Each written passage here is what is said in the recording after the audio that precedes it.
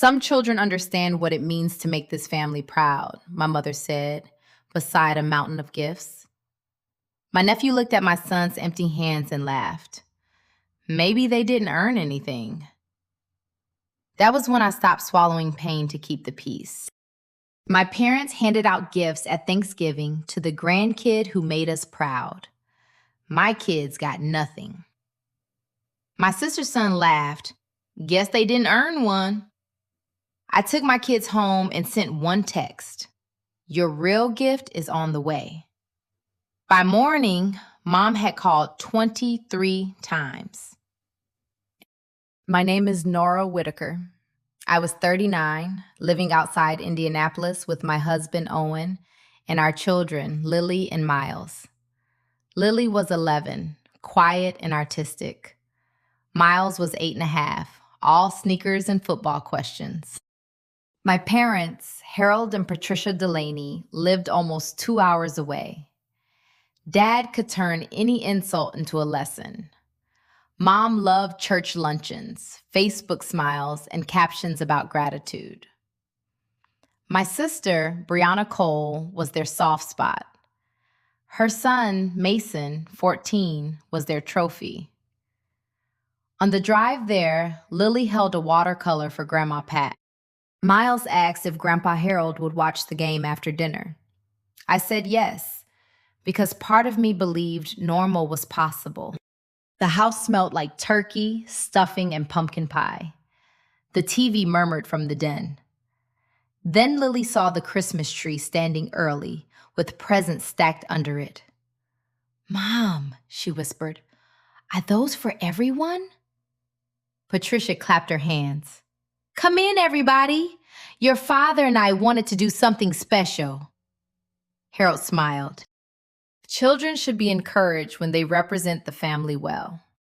One by one, they handed Mason the gifts. Basketball shoes, a smartwatch, headphones, gift cards, a white envelope thick enough that Miles noticed it. Mason tore through the paper while Brianna kept saying, "He deserves it." Lily stood with her painting pressed to her chest.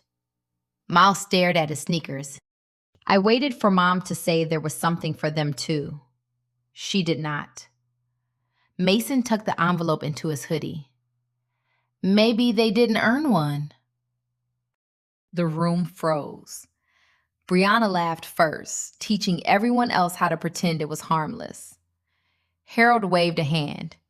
He's just competitive. Patricia leaned toward me.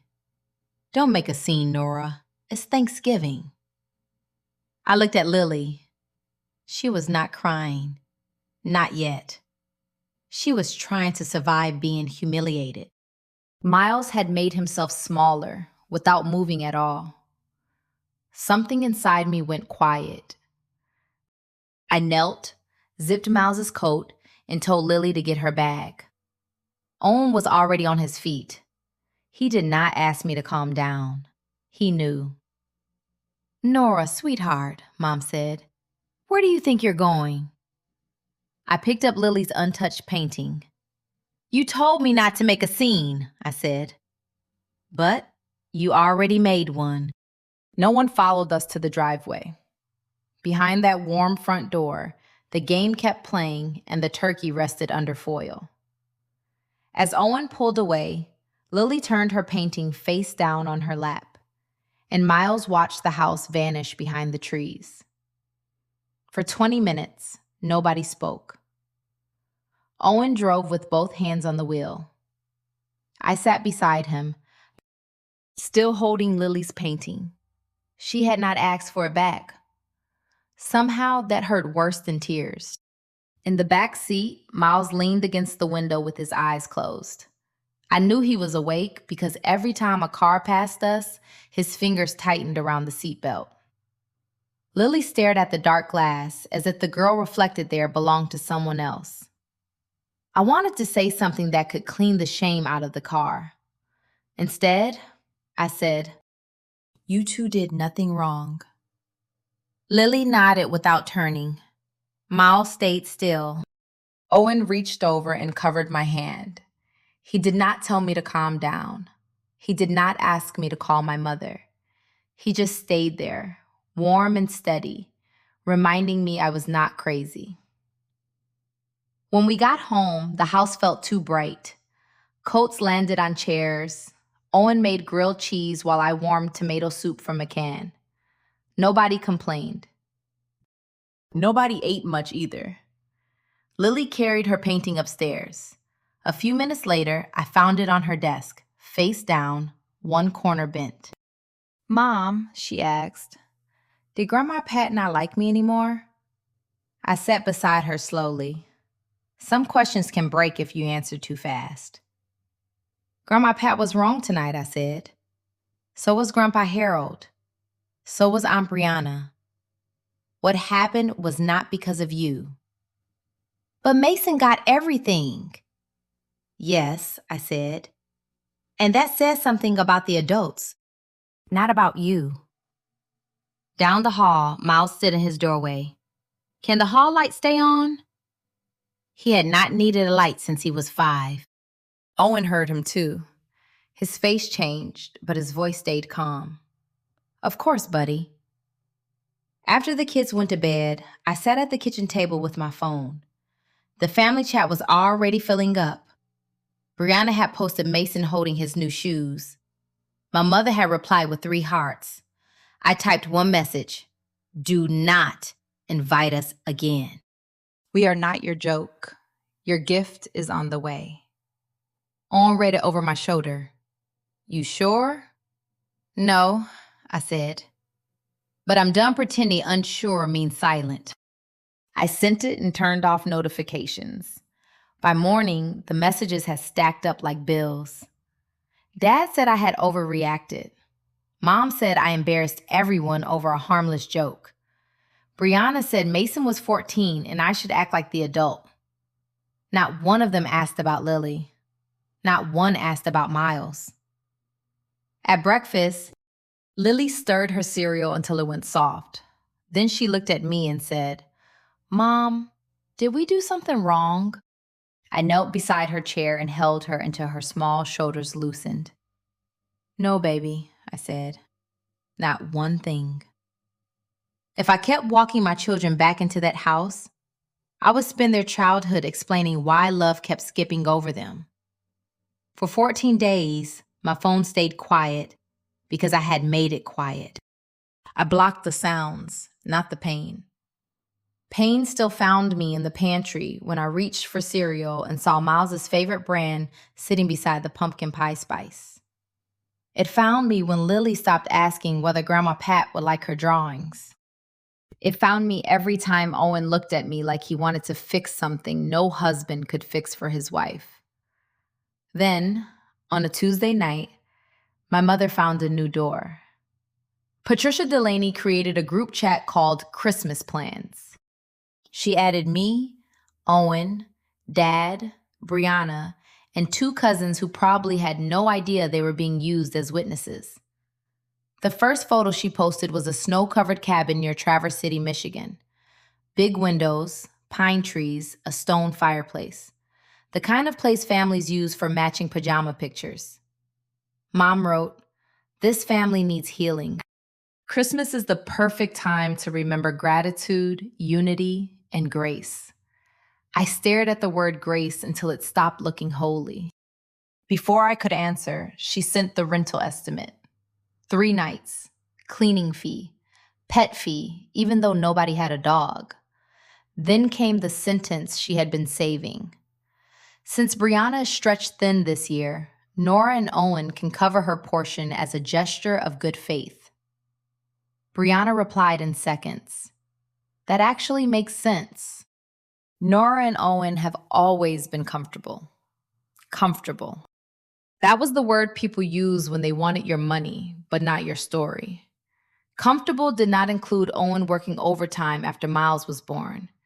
It did not include me clipping coupons in a Kroger parking lot or pretending I was only checking my list. It did not include the nights I lay awake wondering whether kindness was turning me into a doormat. Dad added, "We help the one who needs it most. That is what family does." I typed, Family also apologizes when children are humiliated. No one answered that. Instead, Mom texted me privately. Nora, sweetheart, do not punish everyone because your children had a disappointing moment. You are making this bigger than it is. I read it twice. A disappointing moment. Not cruelty, not favoritism, not two kids standing empty-handed while adults smiled. Just a disappointing moment, like rain on picnic day. Brianna posted on Facebook that evening. She did not name me. She never did when cowardice could do the work for her. Some people cannot stand it when their kids are not the center of the universe. Under it, Mom commented, praying for soft hearts this season. Owen found me in the laundry room holding a towel I had folded 3 times. What do they do now? He asked. I handed him my phone. He read everything without moving. Then he gave it back and said, a locked door is still kinder than a burning house. That night, I left the Christmas plans chat. I blocked my mother, my father, and Brianna on my phone.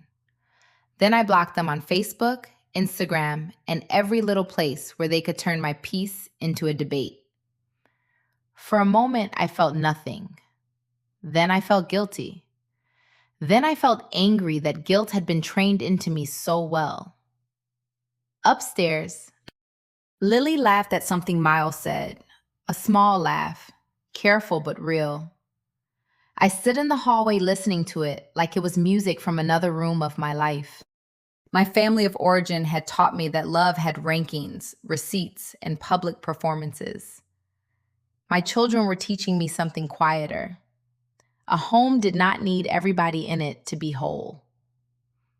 In January, the county library hosted its children's art showcase. The theme was New Traditions. Lily spent 3 weekends at our kitchen table, hair clipped back, sketching until the paper looked tired. Her painting showed our kitchen in late afternoon light. Owen rolled pie dough. Miles had flour on his cheek. I held a mixing bowl, laughing. Lily painted herself near the oven, carrying a small pie-like treasure. There were no grandparents in it, no cousins, just the 4 of us, safe in our own warm mess. When the library called to say she had won first place, Lily covered her mouth with both hands. Miles shouted, I knew it!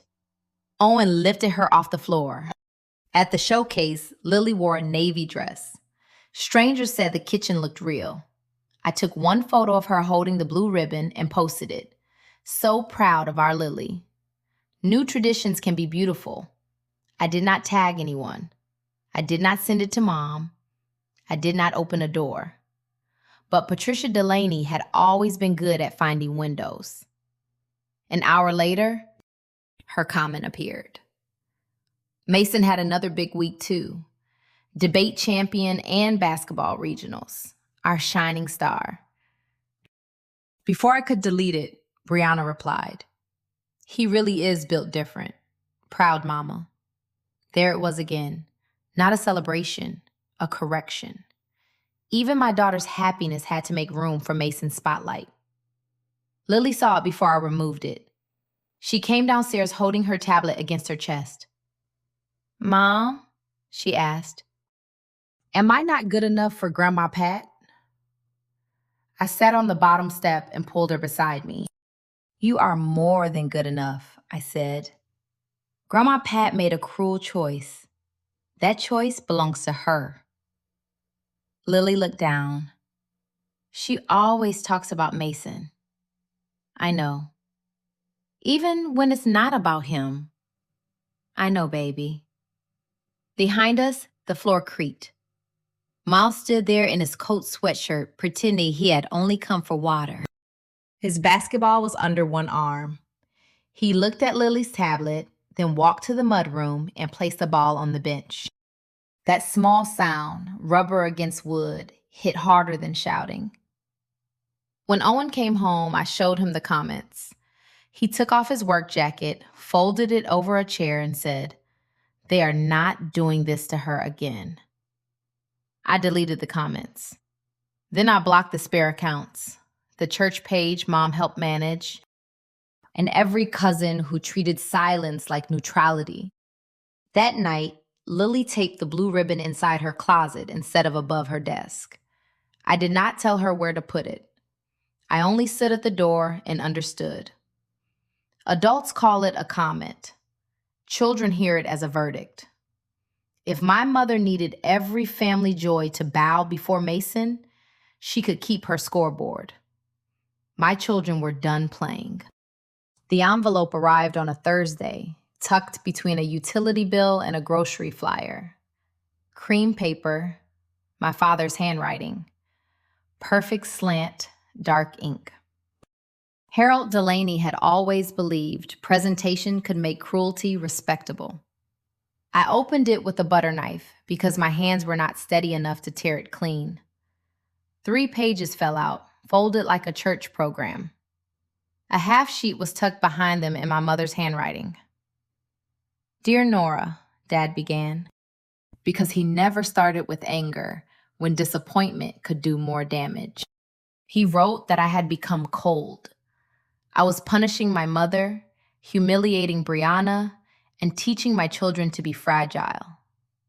Thanksgiving, he said, had been unfortunate, but mature people did not destroy families over pride. Then came the list. 2 afternoons Mom watched Lily. $50 Dad slipped into my purse during college. The used crib before Miles was born. Casseroles after Lily's delivery. Prayers, visits. Every memory had been turned into an invoice. I read one line twice. "Your mother and I have poured into you, and now you respond with bitterness instead of grace." Grace. In my family, grace meant everyone swallowed what Brianna served and thanked her for the plate. Mom's note was shorter. "Tell Lily and Miles we love them. We hope someday they learn that effort matters." I laughed. Not because it was funny, because if I did not laugh, I would have made a sound my children could hear. Owen came in from the garage, saw my face, and took the pages from my hand. He read slowly. His jaw tightened once at my mother's note. When he finished, he placed the letter on the table. "We are done," he said. "Not angry done," he added. "Not holiday drama done. Done. That night, after the kids slept, Owen and I wrote one email together.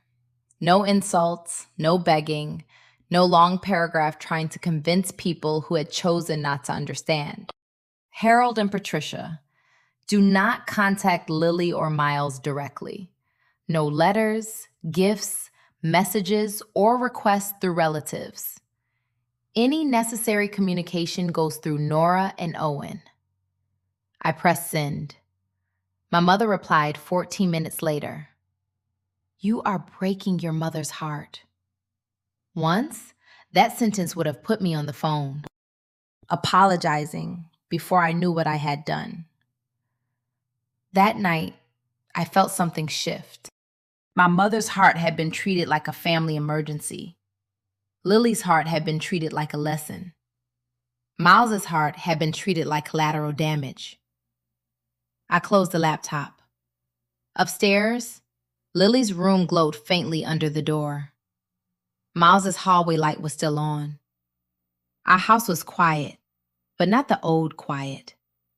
Not the kind built from fear. It was the quiet after a lock turns, and for once I did not open the door again. The first batch was brown butter sugar cookies.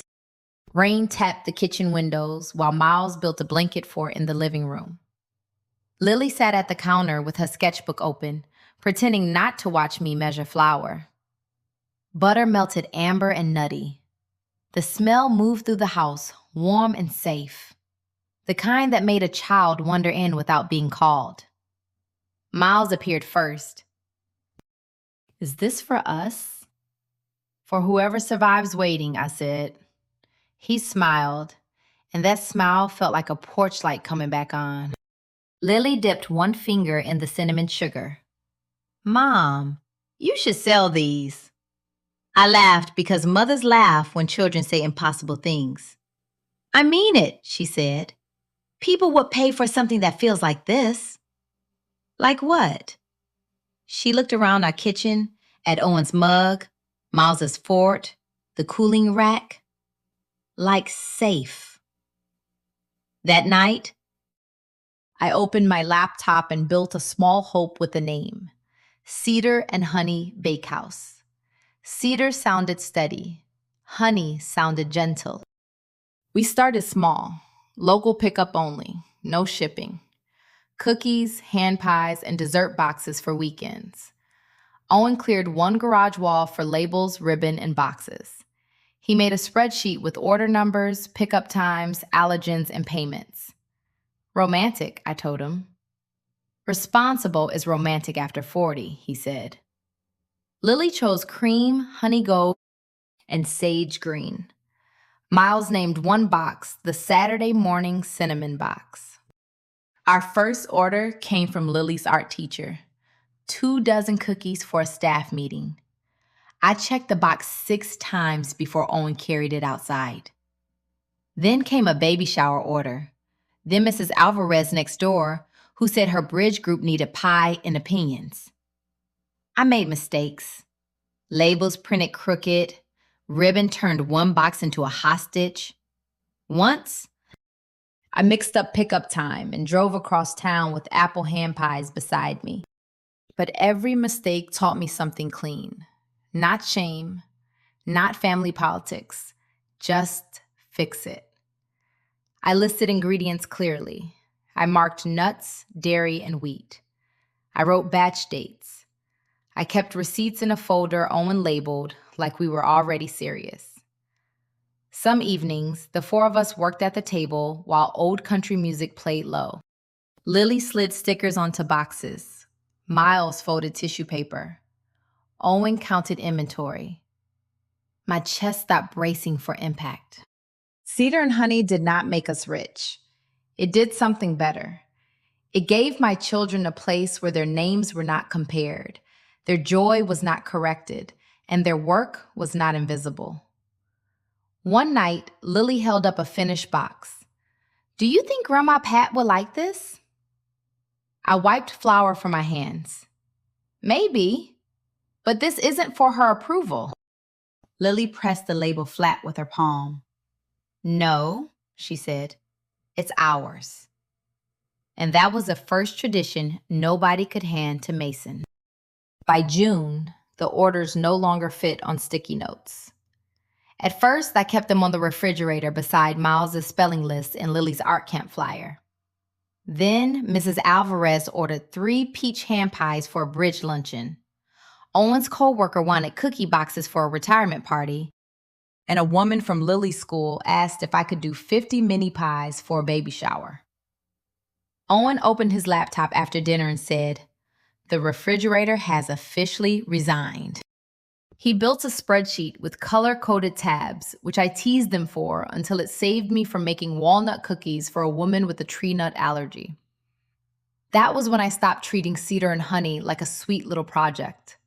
Sweet did not mean careless. I called Marisol Vega, who ran a shared commercial kitchen near the east side of Indianapolis.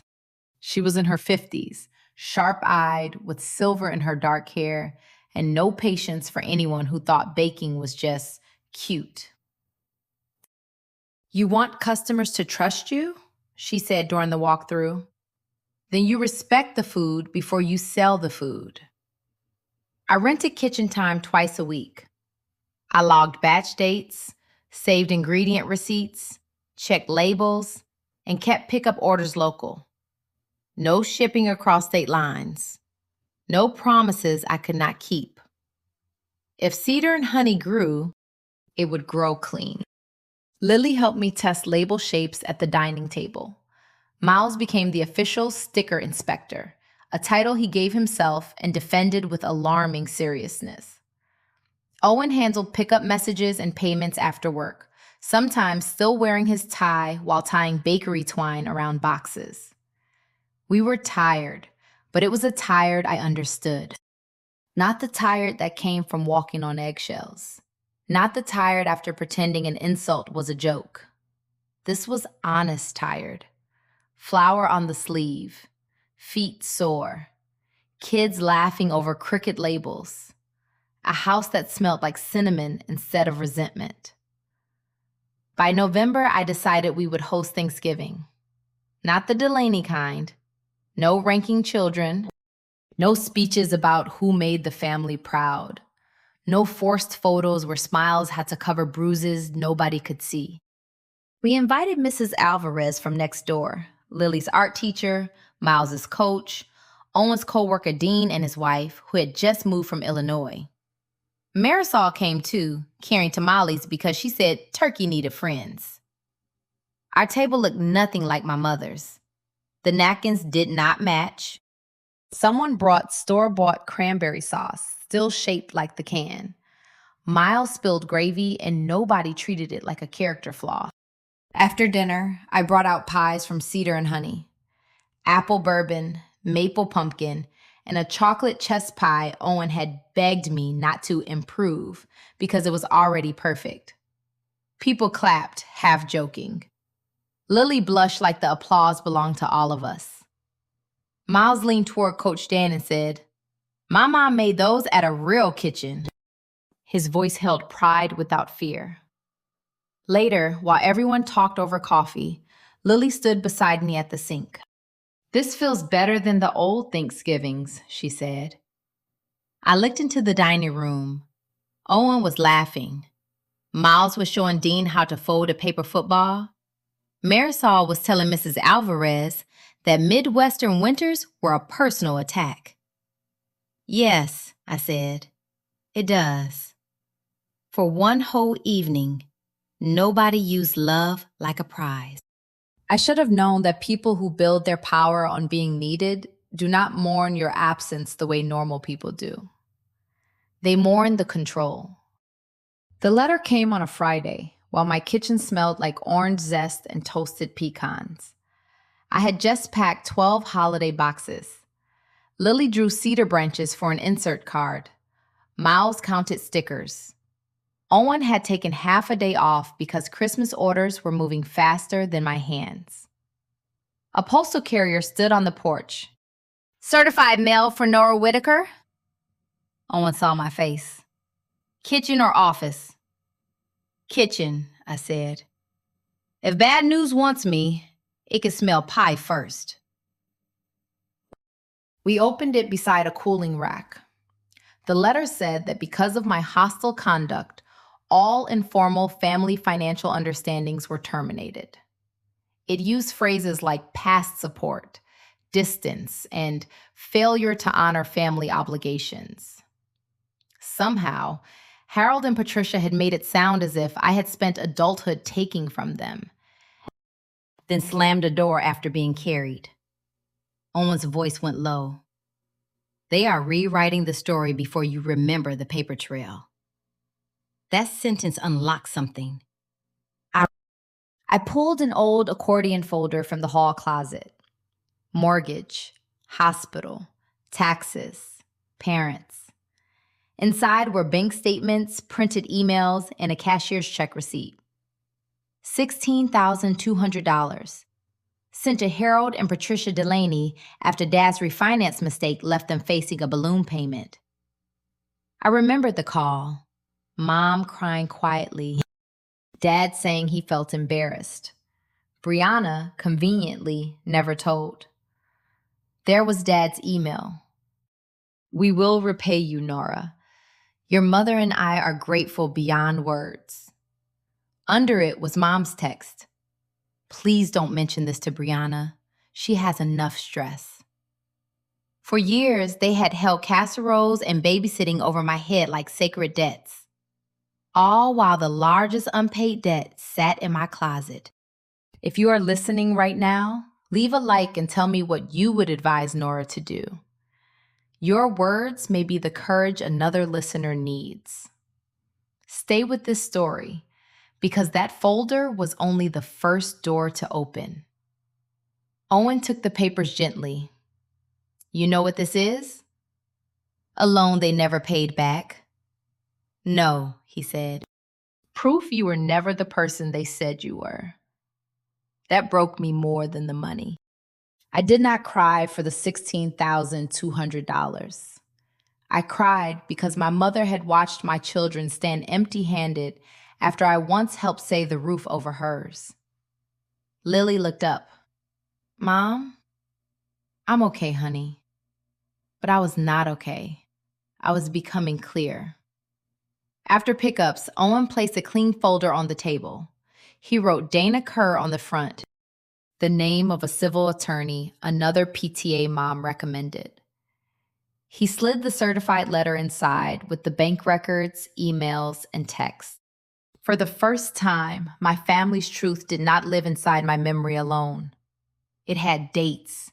It had signatures. It had receipts. Dana Kerr's office sat above a title company, between a dentist and a tax preparer. Just clean carpet, black coffee, and a woman in tortoiseshell glasses who read faster than anyone I had ever met.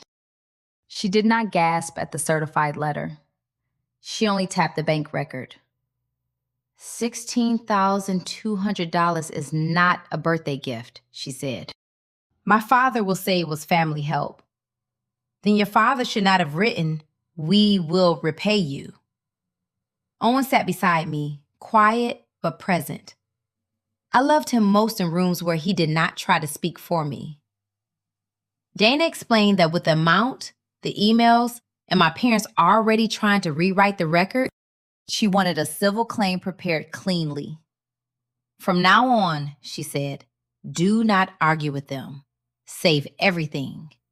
People like this love emotional smoke. We are going to use paper. That night, after the kids slept, I searched old emails at the dining table. Harold, repayment, refinance. Then I typed Brianna. A thread appeared from 8 months earlier. Nora, could you send me a couple of your holiday cookie ideas? Nothing serious. Maybe I'll try a table at the neighborhood market. I remembered it. Back then, I was still trying to be the sister who did not keep score. I had sent recipes, product descriptions, a color board, box names, and Lily's first Cedar Branch sketch. At 9:46 p.m., a message came through my business page. Hi, Nora. Is Cole Heritage Sweets connected to Cedar and Honey? Their Christmas boxes look almost identical, so I wanted to check before ordering. There was a link. Owen stood behind me as I opened it. Cole Heritage Sweets. Brianna's face in the profile photo, soft sweater, soft lie. The boxes were tied with the same brown twine, cream labels, sage accents, honey gold lettering, names close enough to trip over. My Saturday morning cinnamon box had become Sunday porch cinnamon. My line, warmth you can carry home, had been bent into warmth you can hold at home. Then I saw the label. Not exact, just close enough to deny. A cedar branch curled around the corner the way Lily had drawn it one night. I closed the laptop too hard. The sound brought Lily to the stairs. Mom? I tried to turn the screen away, but she was already reading. Her face changed slowly. Children understand theft before they understand law. Did Aunt Brianna take that from us too? I wanted to say no. I wanted one adult in my family to be better than the evidence. Instead, I held out my hand and she came down the steps. Yes, I said softly, but taking something does not make it hers. Lily leaned against me. Owen placed one hand on her shoulder and one on mine. The house was quiet around us, but it no longer felt peaceful. It felt like a witness.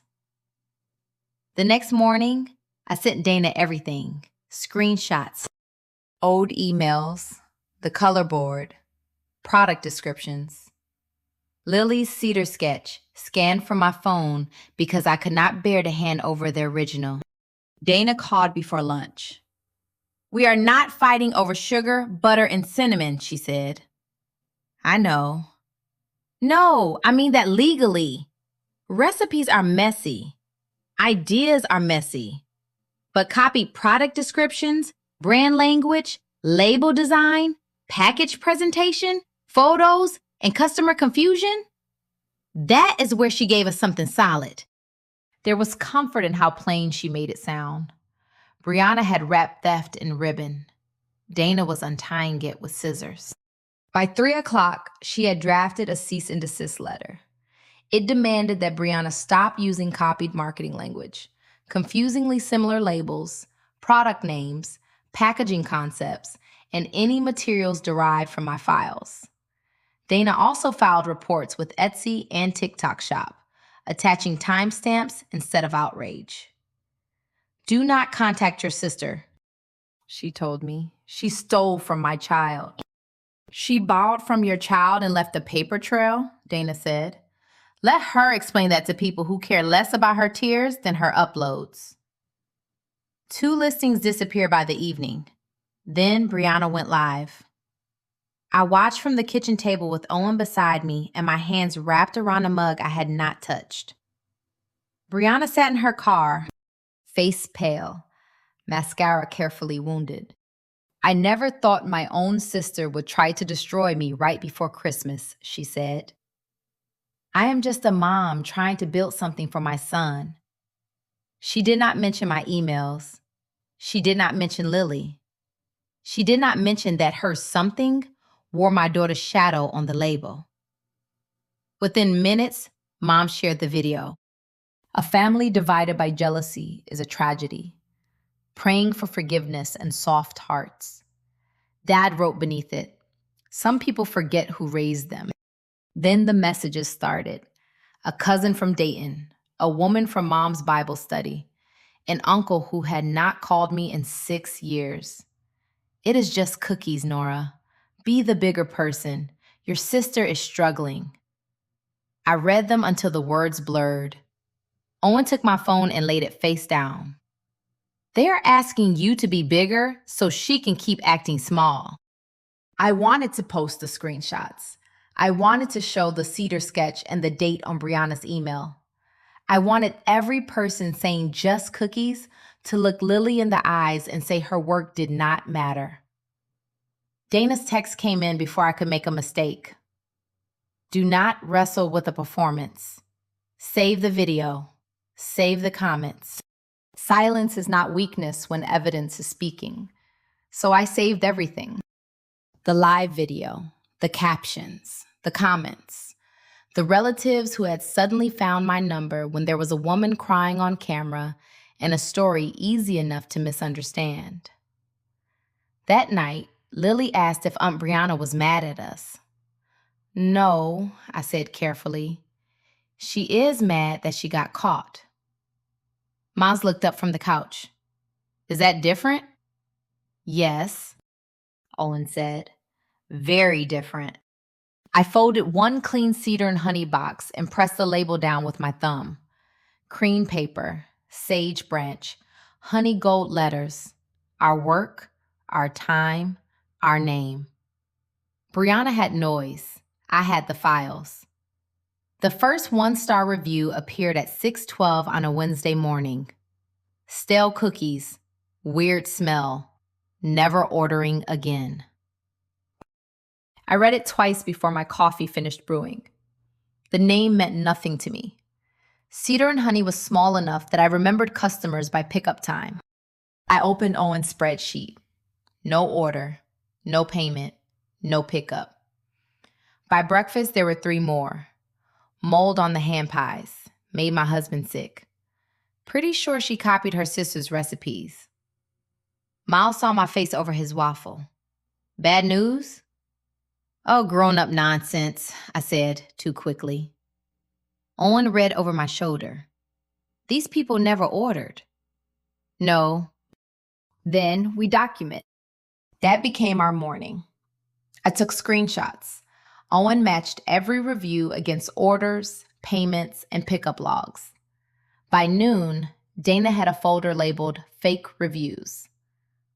One account used the name close to Mason's gaming handle. My stomach turned. Dana called before I could say it out loud. Do not mention the boy. Do not accuse a child. Let patterns speak. Brianna knew how to keep one hand clean and point with the other. That afternoon, Marisol called from the shared kitchen. Nora, did someone file a sanitation complaint? My knees went weak. What? They claim you're baking in an unlicensed dirty home kitchen and selling unsafe food. For a second, I saw every order vanish, every box, every little piece of safety we had built. Marisol's voice softened. You have rental records, batch logs, invoices, labels. Bring your binder. So I did. The inspector who came later that week was tired, polite, and interested in paper. I showed him our rental agreement, ingredient receipts, allergy labels, batch dates, storage photos, and pickup records. Marisol showed the cleaning logs. He asked questions. I answered them. My hands shook once. At the end, he closed his clipboard. You're more organized than some businesses twice your size. I almost cried beside the stainless steel table. The church fundraiser still canceled its order. Patricia had made enough calls for people to feel uncomfortable. Comfortable when they wanted my money, uncomfortable when I defended myself. Then Mrs. Alvarez came by with cash for 2 pies and a look that could peel paint. I trust a woman who keeps receipts, she said. By evening, 3 neighbors placed orders because they heard someone was trying to run Nora off. Not pity orders, stubborn orders. Midwestern orders with exact pickup times and no drama. Brianna had wanted to make me look dirty. Instead, she forced me to prove how clean I was. That night, I filed every review, complaint, receipt, and message into Dana's folder. The binder grew heavy on the kitchen table. For the first time, its weight comforted me. The email from my mother arrived at 2:17 a.m. I was awake, staring at the ceiling while Owen slept beside me. Christmas orders were stacked in my head like boxes with the lids left open. The subject line was for the children. Mom wrote about grandparents' rights, parental alienation, and how Lily and Miles would blame me for stealing their family. She said a woman from church had a cousin who knew an attorney. That was Patricia Delaney's favorite kind of law. Third-hand, dramatic, sharpened for guilt. If necessary, she wrote, we will pursue visitation. My hands went cold. I could survive gossip and fake reviews, but my children being dragged into a fight they never started made the room tilt. Owen woke when I sat up. What happened? I handed him the phone. He read it twice. She's trying to scare you, he said. It's working. By 9, Dana had the email. She can threaten, Dana said, but threats are not orders. You and Owen are married, stable, and making decisions together. No one gets to use your children as leverage because cruelty got exposed. That afternoon, Owen and I sat with Lily and Miles at the kitchen table. No recording, no leading questions, no speeches. We need to know how you feel, Owen said. Not what you think we want to hear. Lily twisted a napkin. I don't want to see Grandma Pat if she is just going to talk about Mason. Miles looked down. I don't want to be compared again. I wrote their words later, alone. Not to weaponize them, to remember them exactly. Before I could breathe, Dana called again. Brianna filed a trademark application. For Cole Heritage? No, Cedar Heritage Suites. The room went silent. Dana explained that it was pending, not approved. Filing first did not prove creation. Intent to use did not erase my labels, invoices, orders, and public posts. Pending is not ownership, she said, and filed first is not created first.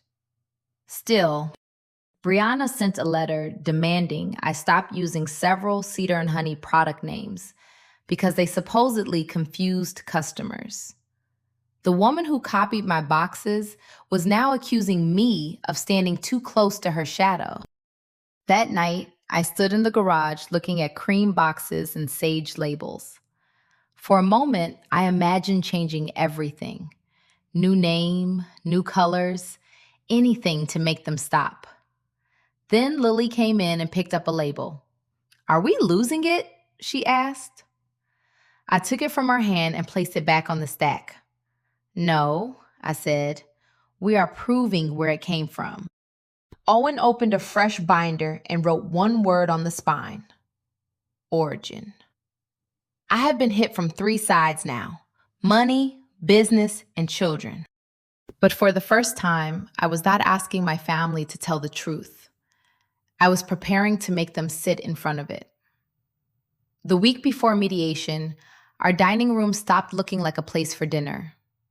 Owen laid out folders in neat rows: bank statements, emails, screenshots, order logs, label invoices, the first photo of Lily's Cedar sketch, taken before Cedar and Honey had sold 1 box. Dana called it an evidence binder. I called it the heaviest thing I had ever carried. Lily saw her old sketch in a plastic sleeve. "Do they have to see that?" "Only the adults," I said. "I just don't want Aunt Brianna to say I copied her." Owen closed his laptop. "Sweetheart, people can say almost anything. That does not make it true." 2 days later, Dana met us in a conference room that smelled like coffee and printer toner. Harold wore a sport coat. Patricia wore pearls and the funeral face she saved for public disappointment. Brianna came last, wounded on purpose. Dana placed our binder on the table. No speech, no glare, just the soft thud of proof. Brianna spoke first. She said she had admired my baking, that sisters share things, that I had always been more fortunate, with a steady husband, a nice house, and children who were easy. My children were not easy. They were kind. There is a difference. And selfish people almost never learn it. Patricia dabbed her eyes. All I ever wanted was a family that stayed together. Dana turned 1 page. "Mrs. Delaney, does staying together require Mrs. Whitaker's daughter to watch her artwork appear in another business's materials?" Patricia's tissue stopped halfway to her cheek. Harold cleared his throat. "The money was family assistance. Families help each other." Dana slid his email across the table. "We will repay you, Nora." Then she placed my mother's text beside it. "Please don't mention this to Brianna. She has enough stress." The room changed. This was silence with corners. Brianna stared down. Patricia looked at Harold, waiting for him to find the moral high ground. For once, he had misplaced it. Dana continued with screenshots from Cole Heritage Suites, my original descriptions, the time-stamped color board, and invoices for Cedar and Honey labels printed months before Brianna opened her shop. "Crying online is not a chain of title," Dana said. Brianna flushed. "You're enjoying this." "No," I said. "I enjoy baking with my children. I enjoyed building something quiet. You dragged it into this room." Her attorney asked for more time. As we left, Patricia touched my sleeve. "Nora, sweetheart, is this really who you want to be?" I looked at her hand until she let go. "No," I said. "This is who you made necessary." Outside, December air cut through my coat. Owen opened the car door, but I stood there breathing. Paper did not raise its voice. That was why liars hated it. The morning after mediation, Brianna posted another video. She sat at her kitchen table in a gray sweater, both hands around a mug. "I am being legally bullied," she said. "Some people use lawyers to scare single moms into silence." She did not say my name. She did not need to. By noon, Mom shared it with Bible verses. Dad added, "Blood should matter more than business." By 3, it reached Lily's school. She walked to the car with her backpack hugged to her chest. Her normal walk had music in it. This one did not. "A girl in science said you stole Aunt Brianna's bakery," she whispered. "What did you say?" "Nothing." Then she said, "Grandma Pat said you were jealous." Miles got in later with grass on one knee and anger all over his face. At recess, 2 boys laughed. "Your mom steals cookies." Miles shoved one, not hard enough to hurt him, hard enough to say what his mouth could not. At home, he stood in the kitchen waiting. Owen knelt in front of him. "You cannot push people." "I know, but I understand why you wanted to." That evening, Lily dropped cedar honey labels into the trash.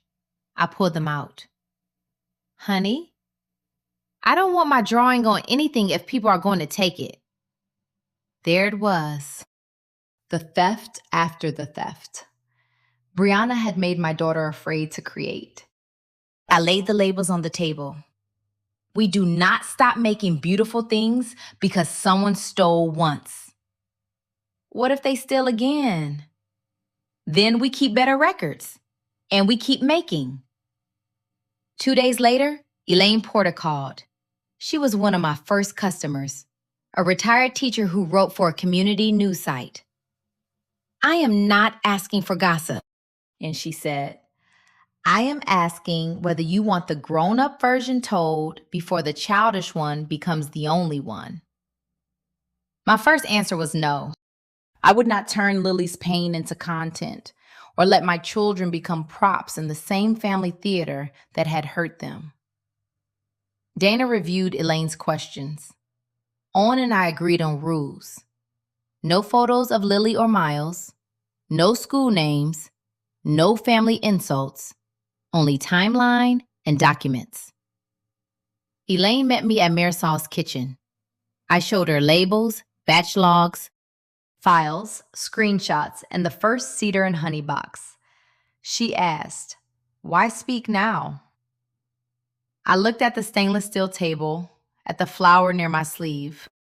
Because keeping peace should not require a woman to hand over her work, her children's dignity, or her own name. The article ran Sunday. It was not loud. It read like a timeline with a heartbeat. An Indiana mother, a small bakehouse, copied materials, fake reviews, and quiet costs of public lies. By lunch, Mrs. Alvarez shared it with one line. Receipts beat rumors. For the first time in weeks, my phone buzzed without making me flinch. The first apology came Monday morning. A woman who had canceled a Christmas pie order wrote, "Nora, I'm sorry. I should have asked before assuming. If you still have room, I'd like to reorder." Trust, once cracked, makes even kindness sound careful. By noon, there were reorders, quiet apologies, and one neighbor asking for cookies if the troublemakers hadn't bought me out. Mrs. Alvarez brought a folding table and stayed to label boxes. Elaine's article did what shouting could not. It made the timeline visible. 3 days later, a local morning show called.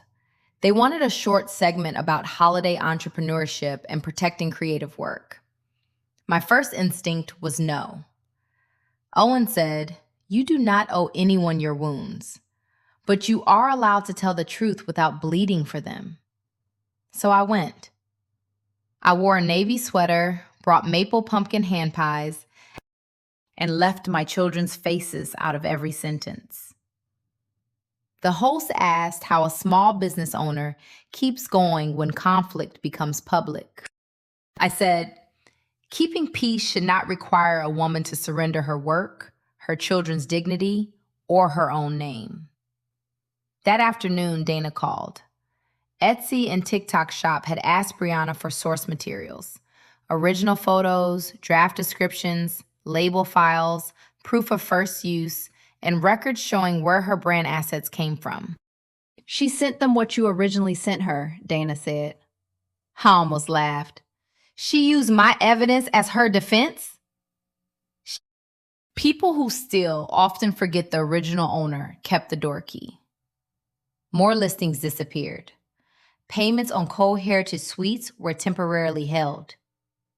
Brianna posted one more statement about being silenced, but fewer people clapped. Tears get tired when receipts keep walking in. The loan hearing came on a gray morning. Harold wore the same sport coat from mediation. Patricia sat straight, pearls bright against her sweater. Dad said families helped each other, and money between parents and children should never be dragged before a judge.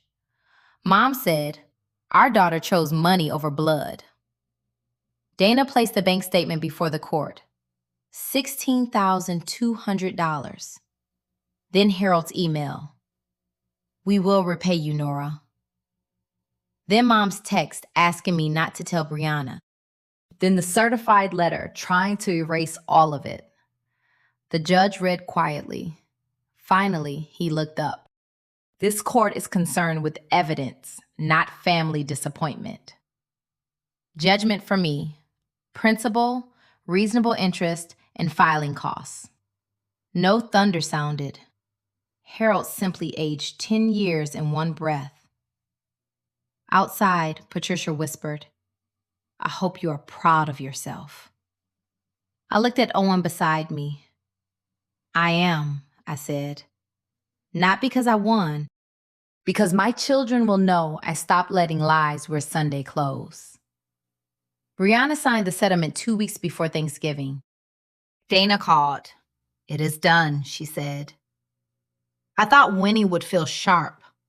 Instead, it felt quiet. Brianna had to remove the copied listings, stop using my descriptions, product names, labels, colors, photos, and packaging language. She also had to post a public correction saying materials came from Cedar and Honey Bakehouse. No crying video. No wounded little sister act. Just her name under a document she could not perform her way out of. That night, Mom called from a number I did not know.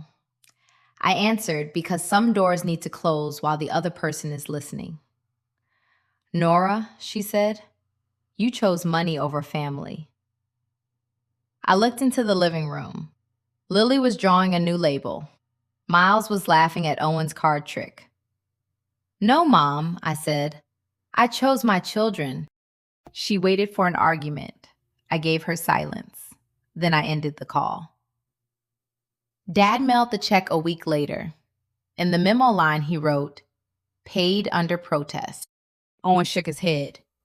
Even his apology has fine print. It is not an apology, I said. It is a receipt. The only message that surprised me came from Mason. He texted Lily, I'm sorry about Thanksgiving. Lily showed me the phone. Do I have to answer? No, I said. You never owe someone instant forgiveness. After a while, she typed, thanks. No forced hug.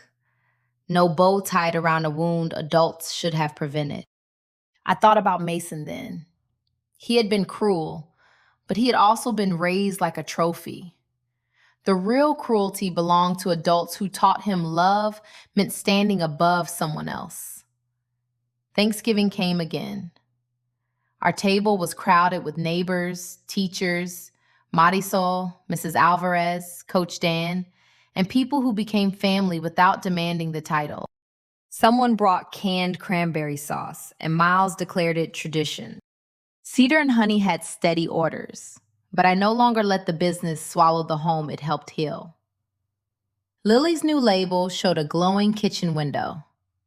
Miles pressed stickers onto boxes and told Coach Dan, "My mom built this." Owen lifted his glass, not to toast the fight, but to honor the peace after it. I had not lost my family. I had lost the illusion that blood meant love. A boundary is not revenge. It is a locked door so people inside can sleep. Life will sometimes ask you to choose between fake peace and real dignity. Choose the peace that lets your children feel safe.